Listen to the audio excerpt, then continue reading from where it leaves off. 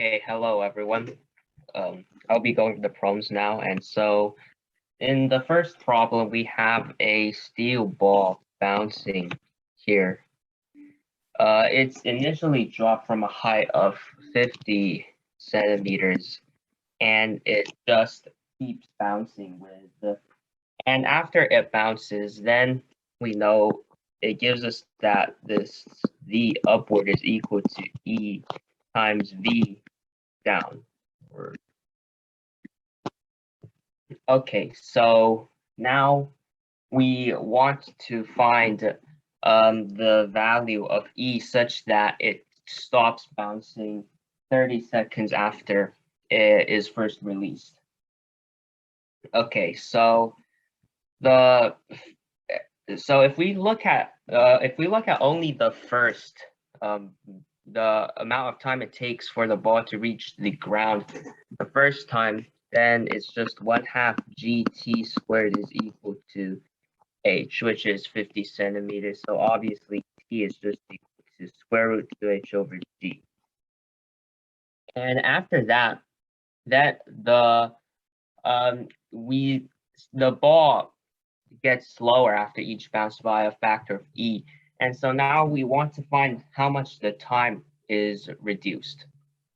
So then, okay, so if it bounces up and now it has a speed of e times v, then, well, then the time t it takes for it to stop would just be e v minus gt is equal to 0.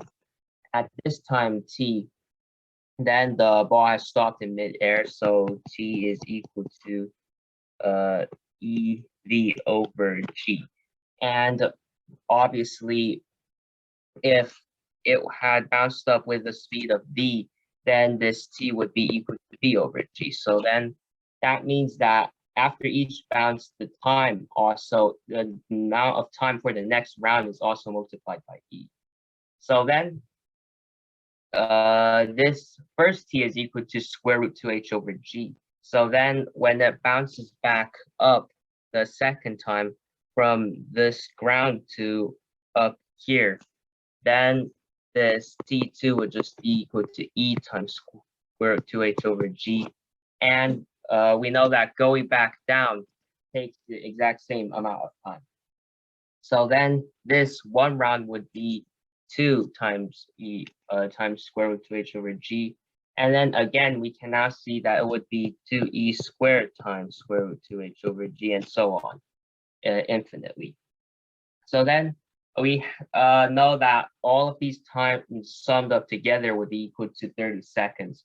So then this initial t and then plus 2t times e plus e squared plus e cubes on infinitely would be equal to 30 seconds.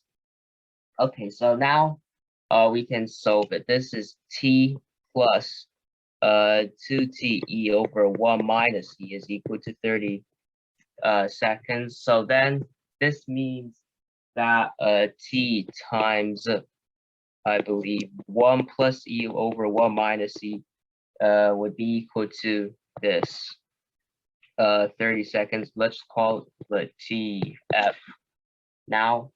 So then, since we know that this initial t would be equal to square root 2h over g, that means that 1 plus e over 1 minus e is equal to tf times square root g over 2h.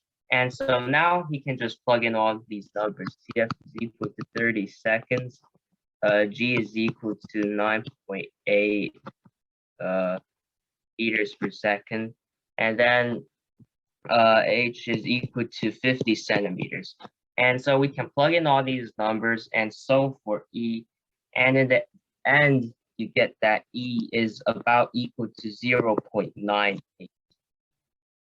And yeah, so that is the answer to the first problem. Does anyone have any questions?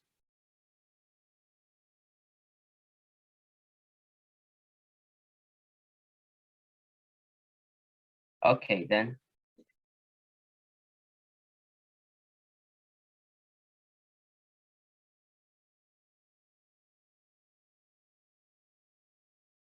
For the second problem, we have it tells us that a dipole, which is basically this,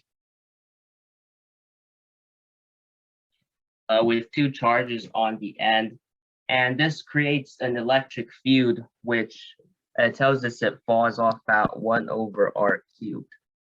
And so the so basically it's proportionate to 1 over r cubed, and the other part doesn't really matter, but if you want to know, it's p over 4 pi epsilon 0 r cubed, where p is the dipole moment and epsilon 0 is a constant. And so this is the formula for the electric field at a distance r from the center. And so now we want to find an arrangement such that this field would be proportionate to r to the fourth instead of r cubed. And so I'm just going to say that the correct, that an arrangement that would work is this, where we basically just have two dipoles here next in this arrangement. Now, this isn't the only arrangement that works, but I'll just be showing that this one does indeed work for now. So then let's call the distance between here A, and the electric field at a distance r, which is very far away from this setup. Well, we would measure it r from the center of this arrangement, which would be here, of course. So then to do this, we can just sum up the electric fields from each individual dipole. And so then that would be p over 4 pi epsilon 0 r minus a cubed. And since this other dipole is like facing the other direction, it would be minus p over 4 pi epsilon 0 times r plus a cubed. So then this is the expression for the electric field at a distance r.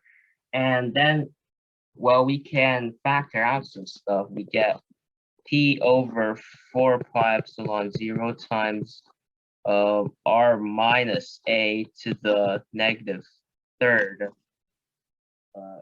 Wait. Yeah. Yeah. And then minus r plus a to the negative third, I believe. And so now we want to find some approximation for this. We want to find an approximation for this to show that it would indeed end up being proportionate to r to the fourth. And so then we can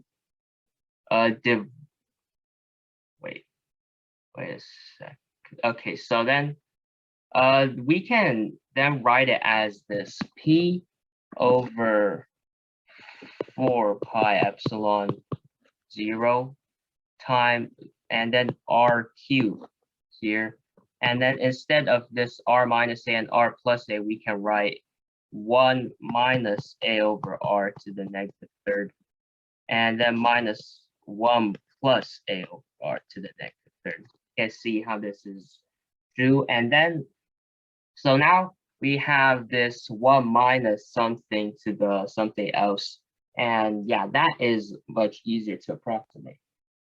And in this case, we know that the approximation for 1 plus x to the negative n, this is about equal to 1 minus nx, where x is really small. And in this case, it does work because we know, I mentioned before that it's a distance r very far away from the setup. So then a is much smaller than r. Okay, so then we know that 1 minus a over r to the negative third would just be equal to this would just be equal to 1 plus 3a over r, and 1 plus a over r to the negative third would be equal to 1 minus 3a over r.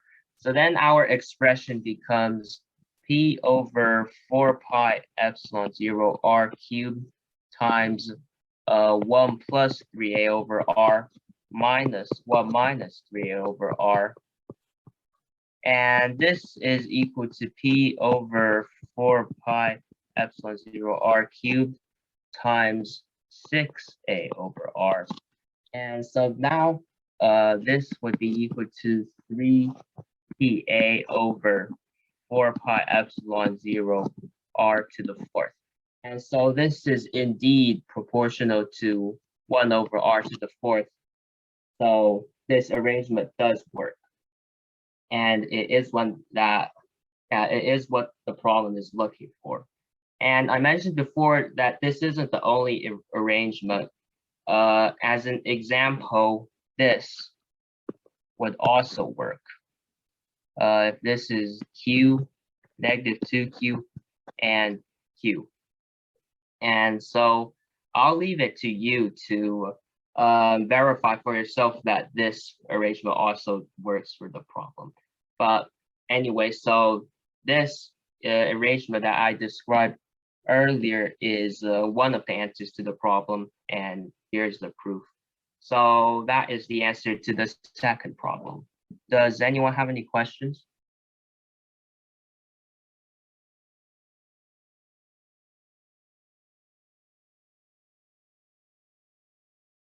Okay, if not, then that's it, and thank you for listening.